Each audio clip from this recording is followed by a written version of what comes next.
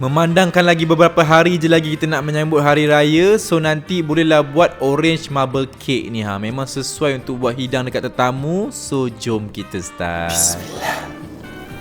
Okey, dalam mangkuk boleh masukkan 250 gram salted butter dengan 300 gram caster sugar. Ni korang mixkan sampai dia kembang macam ni. And then kita nak masukkan 6 biji telur. Tapi make sure korang masukkan satu persatu supaya adunan kita ni lebih sekata dan buatkan kek kita tak pecah nanti.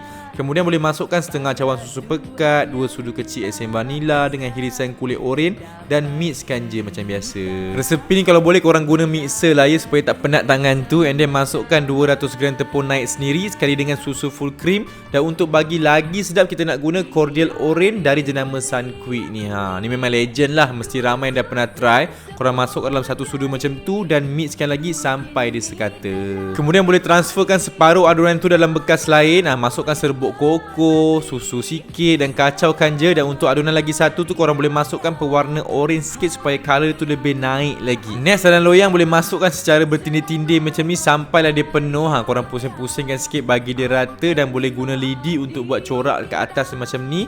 Dan bakar dengan suhu 180 darjah selama 40 minit dan sedia untuk dihidang. So untuk korang yang nak cuba tu bolehlah save dulu resepi ni dan try lah buat sendiri waktu cuti hari raya nanti.